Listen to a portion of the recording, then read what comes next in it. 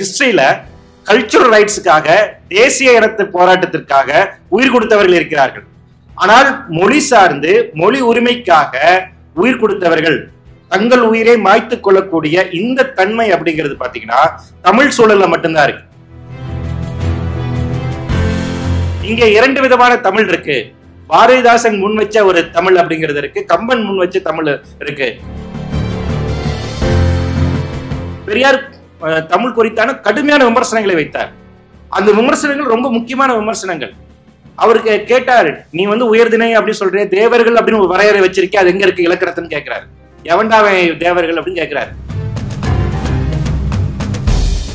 எழுத்து வடிவம் தோன்றுவதற்கு முன்பாக ஒளி வடிவத்தில் இருந்திருக்கும் மொழி. அப்ப ஏறத்தாழ குறைஞ்சபட்சம் ஒரு 3000 வருஷம் அப்படின்னு வச்சுக்கலாம் தமிழ் தோன்றியது. பக்தி சார்ந்து இருக்கக்கூடிய தமிழ் சார்ந்து இருக்கக்கூடிய தமிழ் அடிப்படையில் ஒரு பொருள் முதல்வாத கண்ணோட்டத்தோடு இருக்கக்கூடிய மொழியாகவும் இருக்கு. மெட்டீரியலிஸ்டிக் ஆஸ்பெக்ட்ல இருந்து பேசக்கூடிய ஒரு மொழியாகவும் இருக்கு.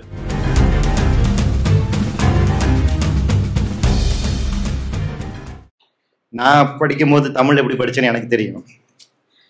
எனக்கு தமிழ் சொல்லி கொடுத்த வாத்தியார்களுக்கு தமிழ் தெரியாது. நான் படித்த மெட்ரிகுலேஷன் ஸ்கூல்ல அந்த லட்சணத்துல இருந்துச்சு. ஏதோ போனா போகுது அப்படின்னு தான் ஒரு தமிழ் வச்சிருந்தாங்க. அதுல எங்க அப்பாவுக்குலாம் ரொம்ப வருத்தம், என்ன தமிழ் இப்படி எழுதுறான், இவ்வளவு மோசமா இருக்கானே அப்படின்னு சொல்லிட்டு. அப்பா ஒரு திராவிட இயக்கம் சார்ந்து இருக்கக்கூடிய ஒரு ஆதரவாளராக இருந்தார். அதனால தன்னுடைய மகன் இவ்வளவு மோசமா தமிழ் எழுதுறானே அப்படின்ட்டு. அப்புறம் எப்படியோ தப்பி கஷ்டப்பட்டு யார் செஞ்ச புண்ணியமோ பாஸ் பண்ணி சட்டம் முடிச்சுட்டு அதற்கு பின்பாக முதலாக சமூகம் சார்ந்து சில கட்டுரைகள்லாம் எழுத ஆரம்பிக்கலாம் அப்படின்னு சொல்லிட்டு எழுதினேன். நான் முதல்ல எழுதின கட்டுரையை படிச்சுட்டு எனக்கு இன்னொரு நண்பர், அவருக்கு இன்னும் ரொம்ப க்ளோஸான நண்பர், இன்னொரு சுந்தரராஜன், வழக்கறிஞர் சுந்தரராஜன். அவர் பத்திரிகை துறையில இருந்துட்டு வழக்கறிஞராக வந்தவர். அவரு நான் எழுதின கட்டுரையை எடுத்துட்டு, உங்களுக்கு எத்தனை பேருக்கு அப்ப தெரியும் தெரியல, உங்களுக்கு தெரிஞ்சிருக்கும், தூர்தர்ஷன்ல அந்த 90s ஜுனூன் அப்படின்னு ஒரு நாடகம் வரும். அதாவது என்னன்னா, இப்ப கொரியன் சீரீஸ் எல்லாம் தமிழ்ல டப் பண்ணி போடுறாங்க இல்லையா, அந்த மாதிரி அந்த நேரத்துல தூர்தர்ஷன்ல ஹிந்தி சீரியலை தமிழ்ல டப் பண்ணி போட்டுட்டு இருப்பாங்க. மத்தியானம் ஊர் மக்கள் எல்லாம் அதை உட்காந்து பார்த்துட்டு இருப்பாங்க.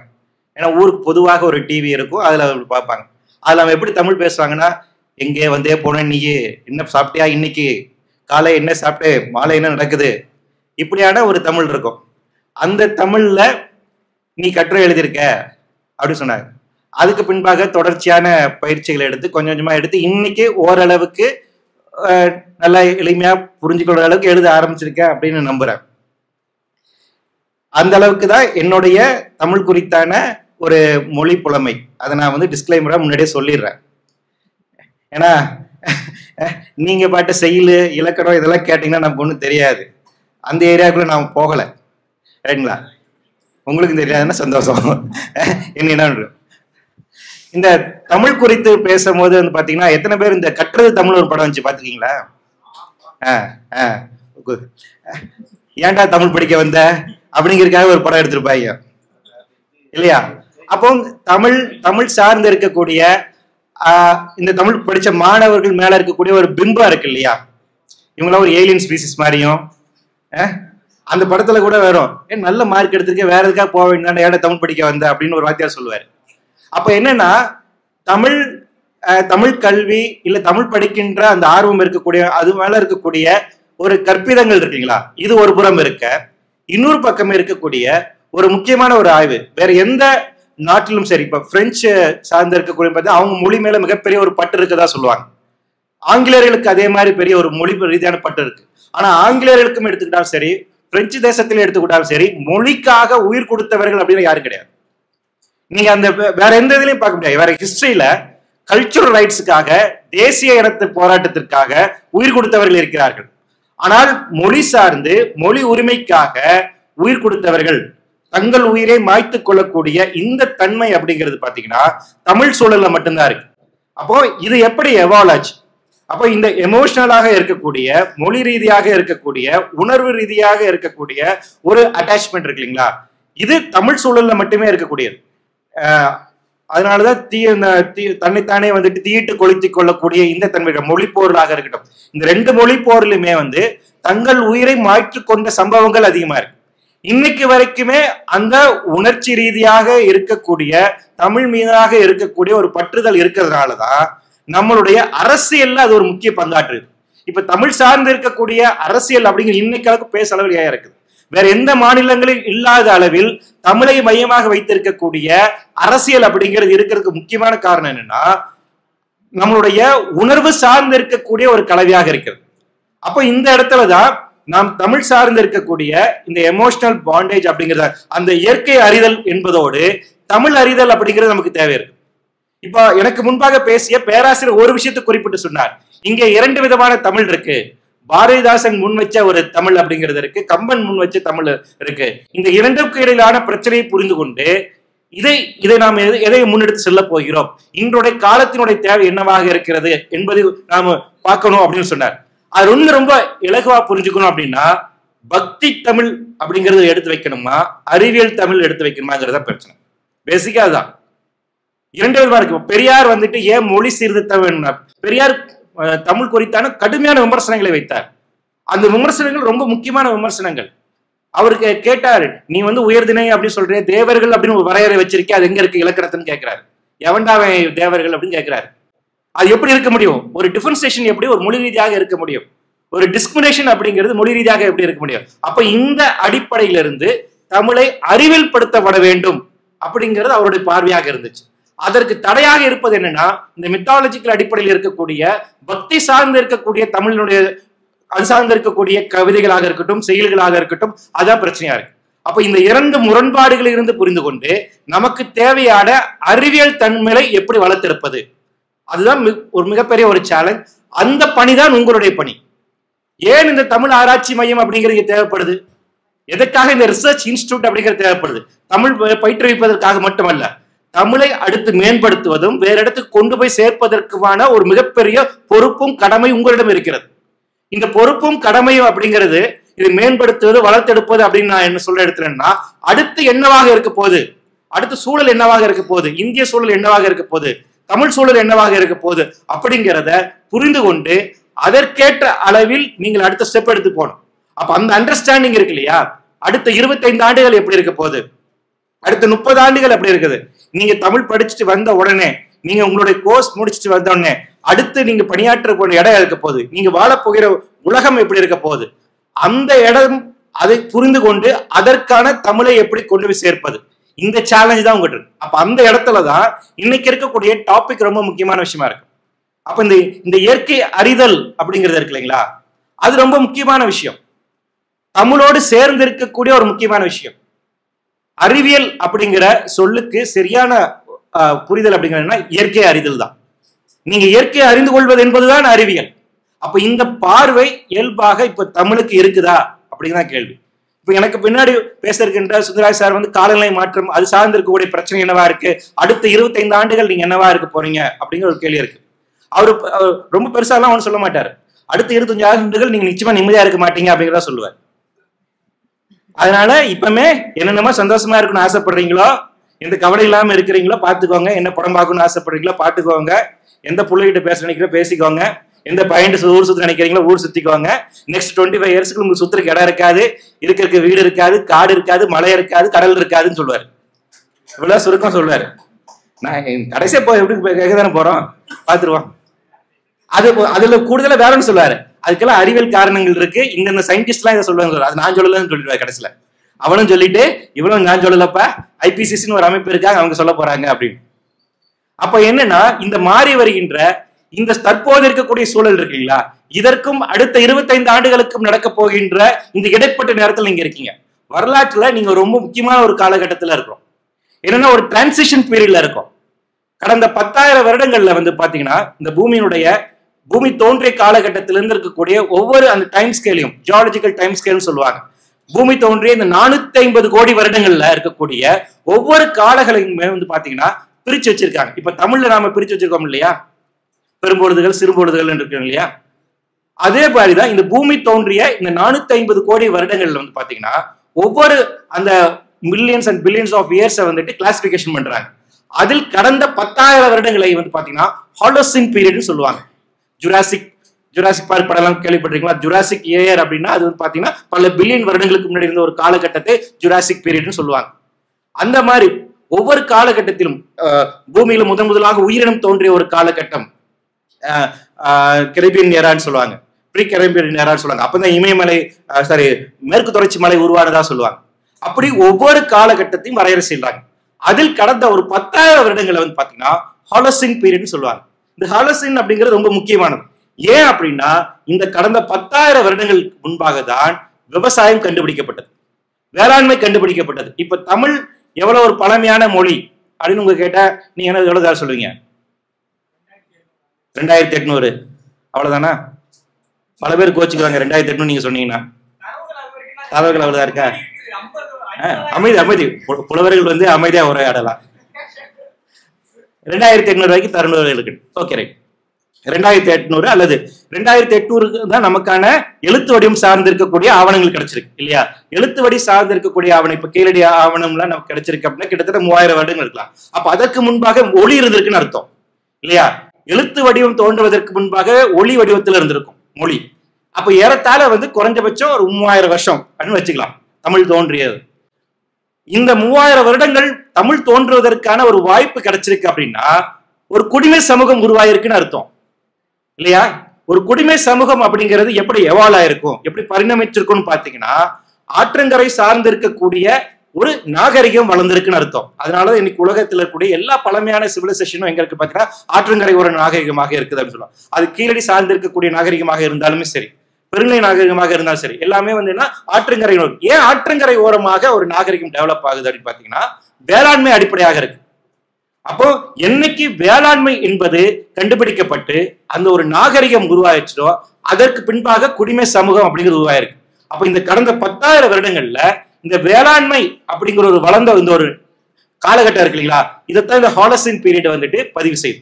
அப்ப இந்த லாஸ்ட் 10,000 இயர்ஸ் வந்துட்டு மனித சமூகம், அதற்கு முன்பாக வேட்டை சமூகமாக இருந்த மனித சமூகம் மாறி ஒரு குடிமை சமூகமாக மாறின இந்த ஒரு டைம் ஸ்கேல் இருக்குங்களா, இதை வந்து முக்கியமாக வந்து பதிவு செய்கிறாங்க.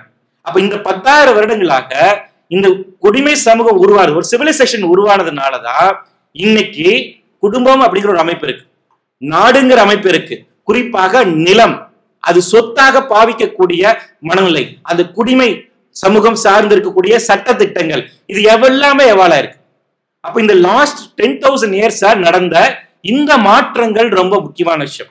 இப்ப இதுல எல்லா பழமை சமூகத்திலுமே எல்லா பழங்குடி சமூகத்திலும் இருக்கக்கூடிய முக்கியமான விஷயம் என்னன்னா இயற்கையை அவதரிக்கிறது அப்படிங்கிறது அவங்களோட முக்கியமான ஒரு போக்கா இருக்கு. எல்லாருமே இயற்கை குறித்தான பதிவு செஞ்சு வச்சிருக்காங்க.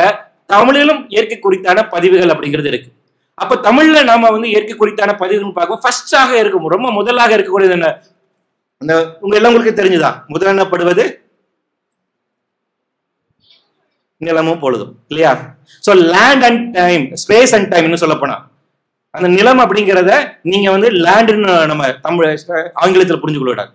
ஏன் அப்படின்னா நிலம் அப்படின்னா இப்ப திணையல் கோட்பாடுன்னு வரும்போது நமக்கு வந்து பாத்தீங்கன்னா உங்களுக்கு மருதம் இதெல்லாம் எழுதணும். ஆனா நெய்தல் வரும்போது கடல் சார்ந்து இருக்கக்கூடிய நிலப்பரப்பை சொல்றது இல்லையா?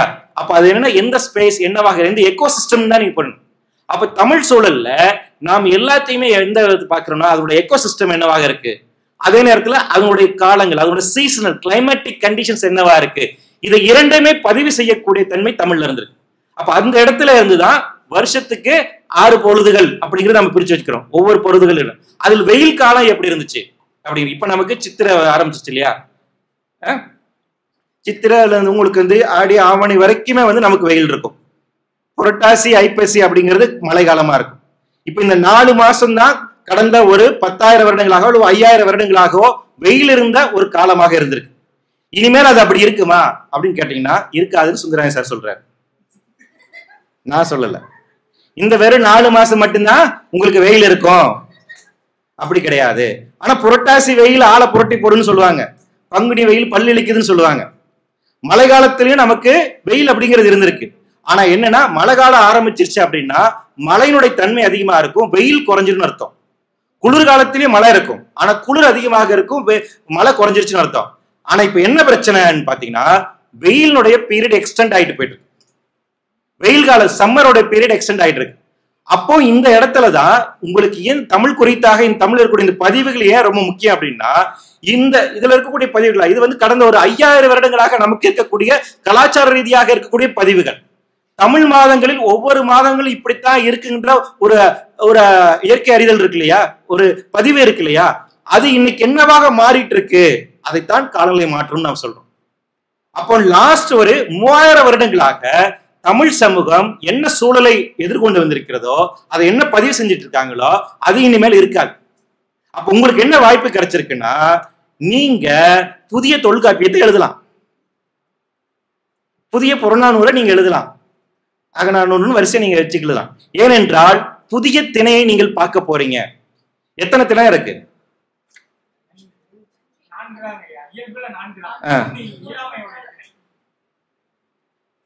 பாமையன் வந்துட்டு அது மறுக்கிறாரு.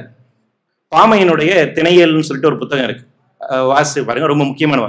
அவர் என்ன சொல்றாரு, திணை அப்படிங்கிறது ஒரு சயின்ஸ், அது வந்து ஒரு லேண்ட்ஸ்கேப்பை டிஃபைன் பண்ணுது. எவ்வளவு விதமான லேண்ட்ஸ்கேப் வேணா இருக்கலாம், அது வந்து 5 மட்டும் இல்ல. அப்ப வெச்சி திணை, காஞ்சி திணை இதெல்லாம் இருக்குல்ல, அதை என்ன சொல்லுவீங்கன்னு கேட்கிறாரு அவர். அப்ப என்னன்னா, உங்களுக்கு திணை அப்படிங்கிறது என்னன்னா ஒரு ஸ்பெசிபிக்காக ஒரு லேண்ட்ஸ்கேப்பை டிஃபைன் செய்வதற்காக தமிழர்கள் வகுத்துள்ள ஒரு அறிவியல் ரீதியாக இருக்கக்கூடிய ஒரு வரையறை அப்படிங்கிறார். அப்ப இந்த நாளுக்கு புதுசாக இருக்கக்கூடிய, இப்ப ஒண்ணு இல்ல, கடலுக்குள்ள இப்ப ஒரு பெரிய பிளாஸ்டிக் நாள் இருக்கக்கூடிய கண்டா இருக்குன்னு சொல்றாங்க, நெகிழி திணை அப்படின்னு நம்ம அதுக்கு பேர் வைக்கலாம். ஆமா, தமிழ்ல வந்துட்டு பிளாஸ்டிக் நெகிழி தானே, கரெக்டா தான் சொல்றேன், நெகிழி திணை அப்படின்னு வைக்கலாம். இல்ல வேற ஏதாச்சும் இருக்கு, இந்த பக்கம் வந்துட்டு கூடங்குளம் இங்கிட்டு கல்பாக்கம் இங்க போனீங்கன்னா வந்துட்டு அட்டாமிக் ரேடியேஷன் இருக்கக்கூடிய அணுக்கதிர் வீச்சு இருக்கக்கூடிய அணுக்கழிவுகள் இருக்கு, அணுக்கழிவு திணைன்னு வைக்கலாம். இந்த பக்கம் போனீங்கன்னா உங்களுக்கு இன்னும் பழைய குப்பை, இந்த ஸ்டெர்லைட் போன்ற இடத்துல எல்லாம் போனீங்கன்னா காப்பர்ல இருந்து வரக்கூடிய கழிவுகள் இன்னும் கொண்டு வச்சிருக்காங்க, காப்பர் கழிவு திணை அப்படின்னு வைக்கலாம். அப்ப என்னன்னா, அது அந்த அந்த ஏரியாவில் இருக்கிற வரைக்கும், அந்த கழிவுகள் அந்த மண் இருக்கிற வரைக்கும் அது வந்து ஒரு புதிய எக்கோசிஸ்டம். இப்ப பள்ளிக்கரணை மாஸ்டாண்ட் இருக்கு இல்லையா, அங்க குப்பை கொட்டுறாங்க. வழக்கமா இந்த நாராய் நாராய் செங்கோல் நாராயண்ல பாட்டு பாடுவீங்களா, அது என்ன சாப்பிடும்? பாசி. அங்க போய் பாருங்க, பீஸா பர்கர் சாப்பிட்டு இருக்கு.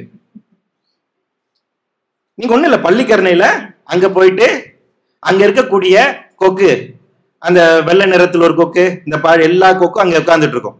என்ன சாப்பிட்டு இருக்குன்னா, இங்க நாம KFCல சாப்பிட்ட மிச்சி மீதியா இருக்கக்கூடிய சிக்கன்ல ஆரம்பிச்சு பர்கரு, வெந்து வேகாத பீஸா முதற்கொண்டு பரோட்டா முதற்கொண்டு சாப்பிட்டு இருக்கு.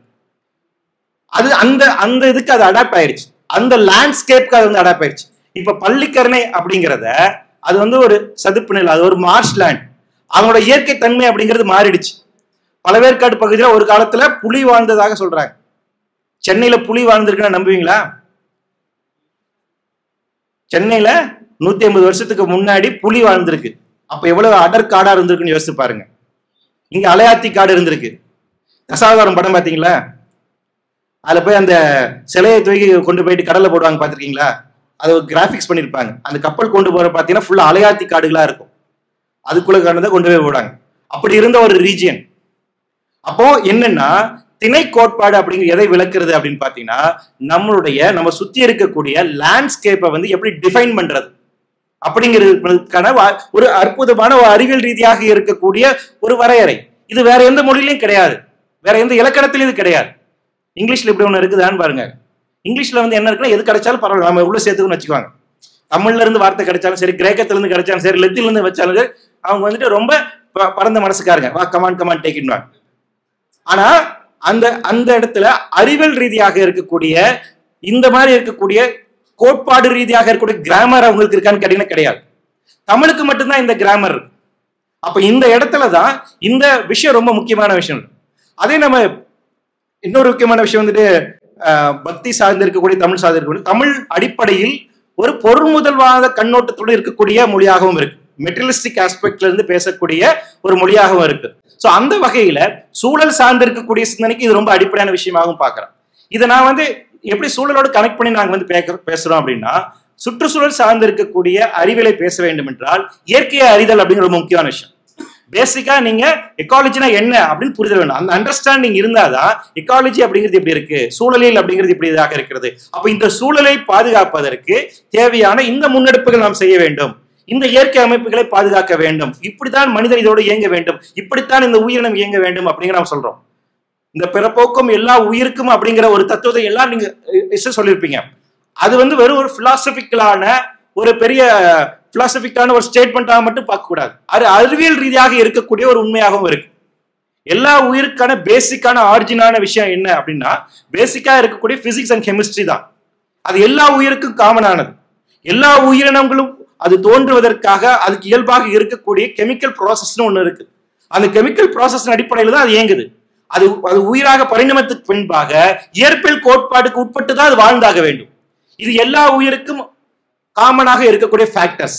அப்ப இந்த காமன் அப்ளிகேஷன் அப்படிங்கிறது இருக்கு. அப்ப தமிழில் இருக்கக்கூடிய இந்த அறிவியல் சிந்தனை அப்படிங்கிறது இன்னொரு விஷயம். நம்ம இப்ப தமிழ்ல எல்லாமே இருந்துருச்சு, இப்ப நம்ம பேசக்கூடிய மாடர்ன் சயின்ஸ் அப்படி கம்ப்ளீட்டா அதுல இருந்துச்சு அப்படிங்கிறது, அதில் அறிவியல் கூறுகள் இருக்கின்றது. அந்த அறிவியல் கூறுகளை இன்றோடு இருக்கக்கூடிய நவீன அறிவியலோடு மேம்படுத்துவதற்கான வாய்ப்பு இருக்கு. அந்த இடத்த தான் நம்ம செய்யணுங்கிறோம். இதை ரொமான்டிசைஸ் பார்க்க வேண்டிய நம்ம விஷயம் இல்லை.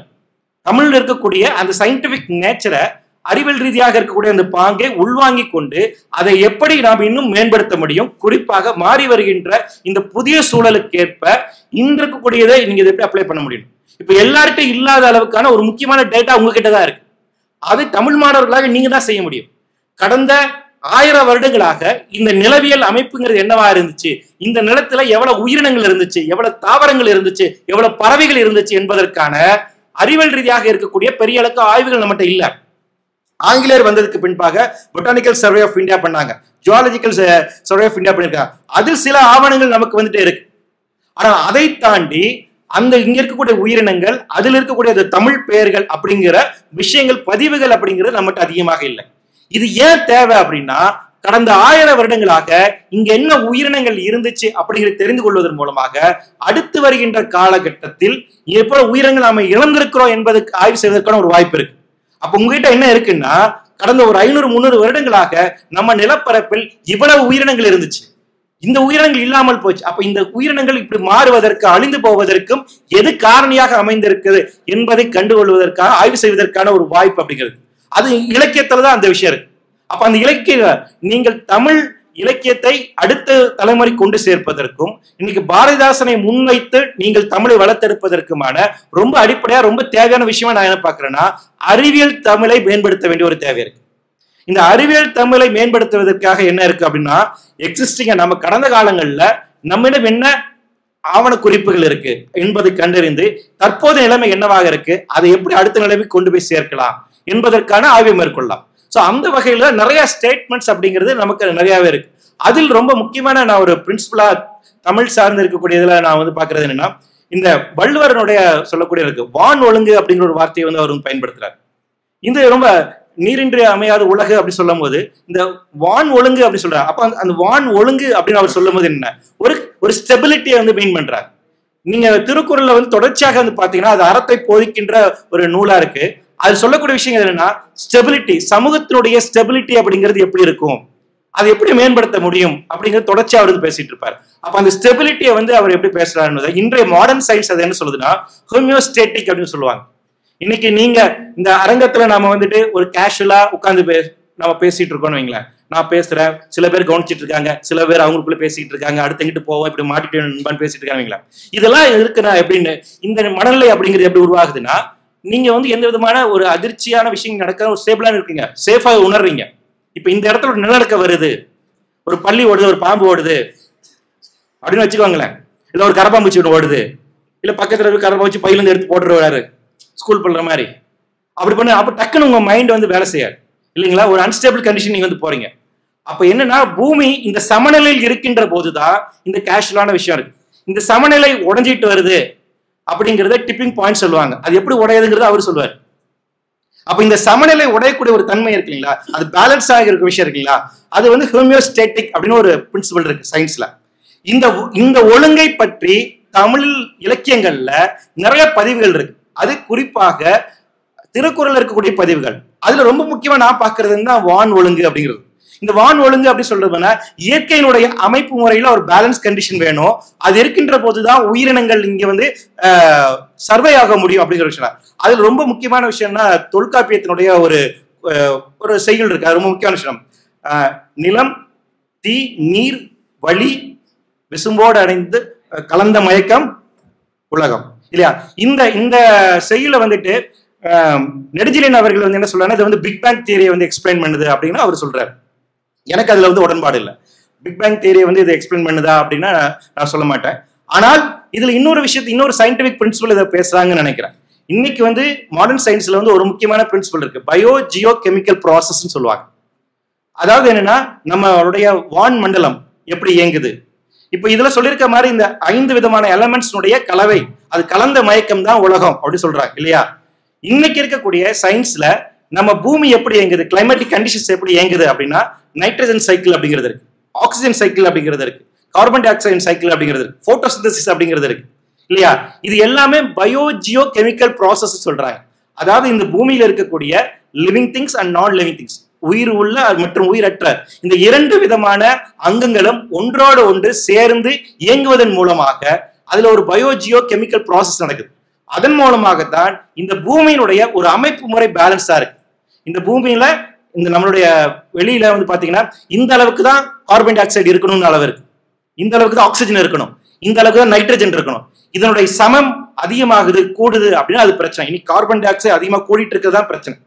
அப்ப என்னன்னா இந்த பேலன்ஸ்டா இருக்கக்கூடிய ஒரு அமைப்பு முறை தான் உயிர் வாழும் சூழலுக்கு ஏற்படுது.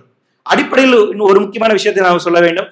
பொதுவாக சூழல் சார்ந்து பேசக்கூடிய எங்களை போன்ற நபர்கள் மீது பொதுவாக வைக்கக்கூடிய சில பேர் நம்பர் வைக்கிறதுனா இந்த பூமி அழியுது பூமி அழியுதுன்னு சொல்றாங்க அப்படின்ட்டு. பூமி அழியாது, பூமி இருக்கும். எல்லா மதங்கள்லயும் பூமி அழிவதற்கான ஒரு மித்தாலஜிக்கலான ஒரு விஷயம் இருக்கு இல்லையா? எண்ட் ஆஃப் தி வேர்ல்டு சொல்லுவாங்க, அர்மகார்டன் அப்படின்னு சொல்லுவாங்க. இப்படி நிறைய விஷயங்கள் இருக்கு, நிறைய ஹாலிவுட் படங்கள் அதை பத்தி வந்திருக்கு. ஆனால் நண்பர்களே, பூமி அழியாது, பூமி இருக்கும். ஆனால் கடந்த இந்த பூமி தோன்றிய பல கோடி வருடங்களில் இதுவரைக்கும் 5 முறை ஒட்டுமொத்தமாக உயிரினங்கள் அழிந்து போயிருக்கின்றன. அது ஏன் அழிஞ்சு போயிருக்குன்னா, பூமியில் உயிர் வாழுகின்ற சூழல் எப்பப்பெல்லாம் அழிகின்றதோ அப்போது அது சார்ந்து இருக்கக்கூடிய உயிரினங்கள் அழிஞ்சு போகும். இந்த பூமியில் தோன்றிய முதல் உயிரினம் அப்படிங்கிறது கார்பன் டை ஆக்சைடை சுவாசித்து வாழ்ந்த உயிரினங்கள் தான் தோன்றிச்சு. அதற்கு பின்பாக தான் தாவரங்கள் வந்துச்சு, அதற்கு பின்பாக தான் ஆக்சிஜன் வந்துச்சு, அதற்கு பின்பாக தான் ஆக்சிஜனை சார்ந்து இருக்கக்கூடிய உயிரினங்கள் தோன்றிச்சு. இப்ப நாம இது ஏறத்தாழ 5 முற்றழிவுகள் நடந்திருக்கு. 6வது முற்றழிவை நோக்கி நகர்ந்து கொண்டிருக்கிறோம் அறிவியலாளர்கள் சொல்றாங்க. இவங்க அதை ஏன் சொல்றாங்கன்னா, இந்த பூமியினுடைய அமைப்பு முறை இருக்கு இல்லையா, இந்த பூமியில இவ்வளவுதான் ஆக்சிஜன் இருக்கலாம், இந்த அட்மாஸ்பியர்ல இவ்வளவு சதவீதம் ஆக்சிஜன் இருக்கலாம், இவ்வளவு சதவீதம் கார்பன் டை ஆக்சைடு இருக்கலாம், இவ்வளவு சதவீதம் நைட்ரஜன் இருக்கலாம், அப்படிங்கிற இந்த அளவு இருக்கு இல்லையா, இந்த அளவு சிதைந்து கொண்டு வருகிறது.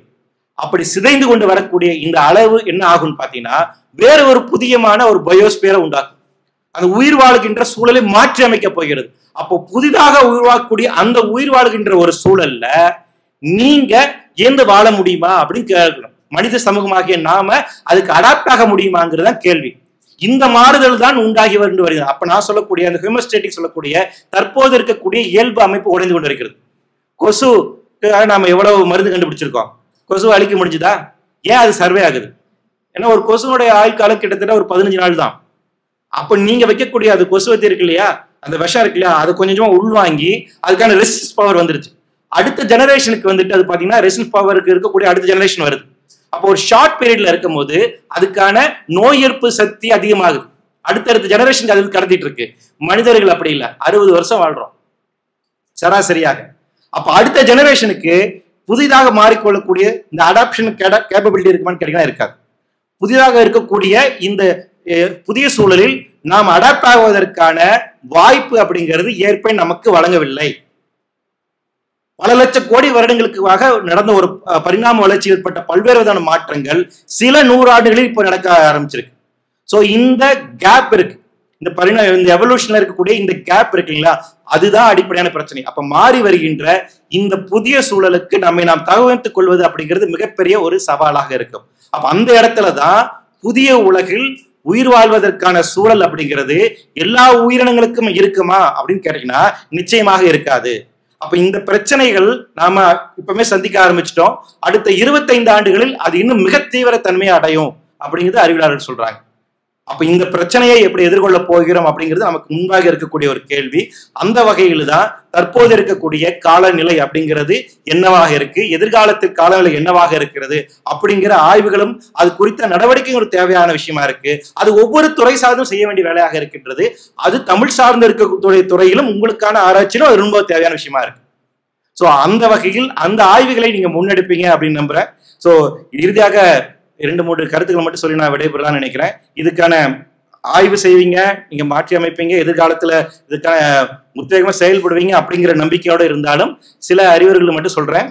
எத்தனை பேருக்கு நீச்சல் அடிக்க தெரியும்? பரவாயில்ல, நீச்சல் தெரியாதவங்க கத்துக்கோங்க. இங்க மரம் நட்டு வச்சிருக்காங்கன்னு இருக்காங்க, இங்கேயும் தண்ணி வரும். போட்டு வாங்கி வச்சுக்கோங்க மொட்டை மாடியில. அப்புறமா வந்துட்டு கல்யாணம் பண்ணும்போது ஸ்கூட்ரு இதெல்லாம் கேட்பீங்க. இனிமேல் ஸ்கூட்டர்லாம் கேட்காதீங்க, ஏசி கேளுங்க. ஏசி இல்லாமல் காரு இருந்தாலும் அது தரையில் தான் ஓட்டணும். போட்டு வாங்கி வச்சுக்கோங்க. அதனால ஏசி வாங்குங்க. இனிமேல் இந்தியாவில் ஏசி இல்லாமல் வாழ முடியாது. ஏசியோட தான் நீங்கள் வாழணும்.